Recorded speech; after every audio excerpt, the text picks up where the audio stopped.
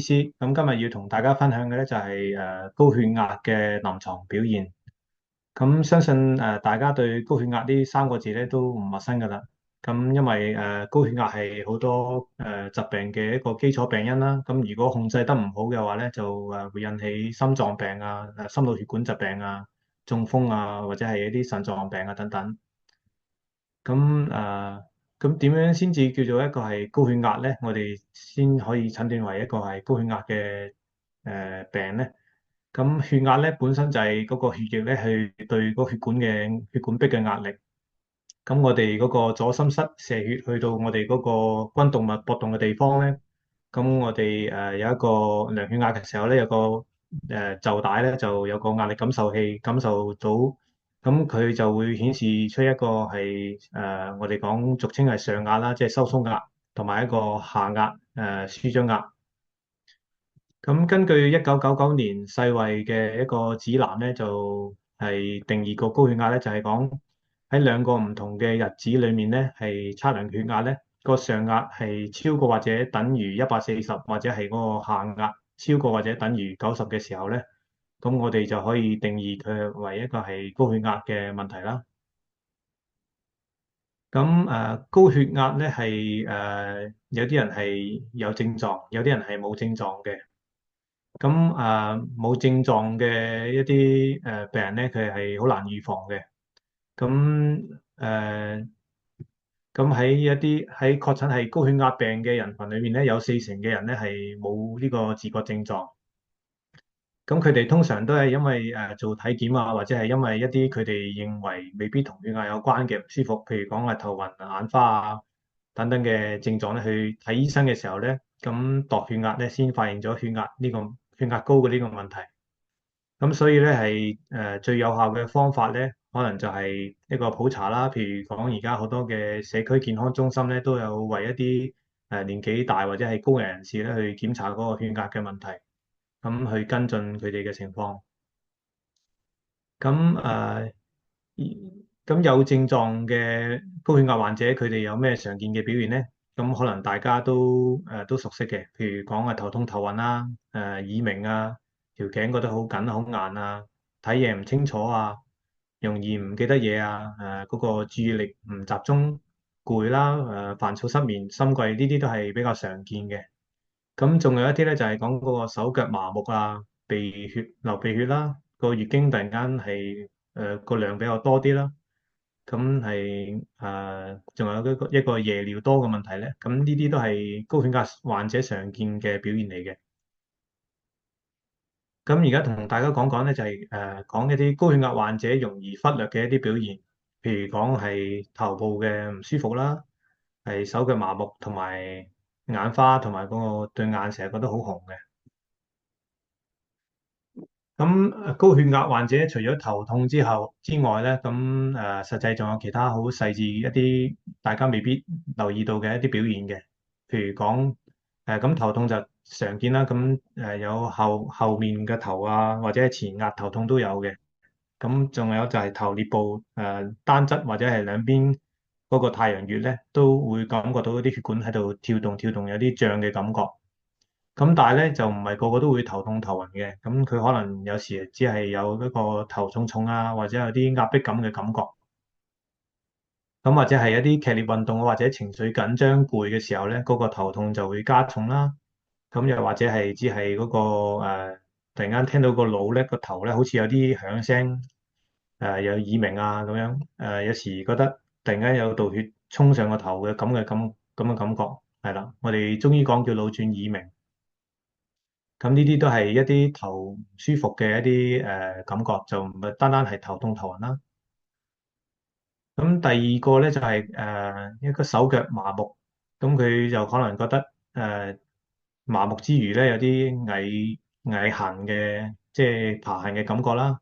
咁或者有啲女士咧，經常尤其是容易成日着裙嘅女士咧，佢哋對腳都覺得凍啦，或者係未必着裙嘅，咁佢可能着褲佢都覺得凍嘅，咁佢就係中意講血虛失氧嘅一啲問題啦。咁佢行路嘅時候咧，可能都會腳痛。咁呢啲現象咧，實際就係提示嗰個血管收縮或者係嗰個嗰個粥樣動脈硬化嘅時候咧，令到嗰個手腳或者係肌肉供血唔夠咧，出現一啲嘅表現啦，咁就要提示嗰個高血壓嘅可能，咁要一定係經過詳細檢查啦，就係。咁第三個咧就係容易忽略嘅症狀咧，就係講嗰個視力嘅下降啦，同埋嗰個眼睛紅。咁有一個病例咧，就係講佢呢個男士咧，成日都眼睛紅腫嘅，咁又對眼又有啲好多紅筋嘅。咁佢最近咧就係嗰個睇嘢就蒙啲啦，咁就諗住係以為自己年紀大啊，成日玩手機引起。咁但係點知咧，最近咧又成日頭暈啊，同埋頭脹，去診所睇醫生檢查嘅時候咧，先發現咧原來有高血壓嘅問題。咁呢度意思就係提示講咧，係嗰個高血壓發展到一定程度嘅時候咧，嗰個眼底嘅視網膜嘅小動脈咧會硬化，充血水腫，咁令到嗰個供血減少咧，令到嗰個視力下降。咁實際高血壓嘅患者裏面咧，有大約有70%嘅患者咧係有呢個眼底嘅改變嘅。咁同埋嗰個眼睛個眼結膜紅嘅出血啊紅啊嗰個情況咧，如果係長期都唔能夠消退嘅話，仲有頭暈頭痛等等嘅唔舒服咧，建議咧都係盡快去求醫啦，或者係起碼自己度一度血壓，睇下係個血壓有冇問題，係啦。咁高血壓咧又係一個叫做時間嘅規律嘅。我哋譬如講係朝早嘅時候咧有個高峰啦，或者係下晝去到4點到6點咧都會有一個高峰。咁去到夜晚咧嗰個血壓如果係下降10至20%嘅時候咧，咁因為呢個血壓嘅曲線咧好似我哋食飯用嗰個匙羹咁樣咧，所以我哋就叫做一個叫卓型規律。咁卓型規律就係頭先我個所講啦，朝早晏晝咧，朝早同埋下晝咧都有一個高峰，下晝咧就比較低啲嘅。咁呢個就係一個叫做正常嘅高血壓嘅卓型規律。咁如果係非卓型嘅話咧，就係講佢早上同埋夜晚嗰個血壓咧都係咁高嘅，差唔多嘅。雖然夜晚低少少，但係咧佢下降個幅度咧唔夠10%。咁如果係一個超卓型嘅一個血壓曲線咧，咁就係佢都係有兩個高峰，咁但係咧佢夜晚下降嘅幅度咧就比較大啲，就下降20%。咁仲有一個反卓型嘅話咧，就係提示嗰個夜晚嘅血壓咧比日頭嘅血壓咧仲高5%。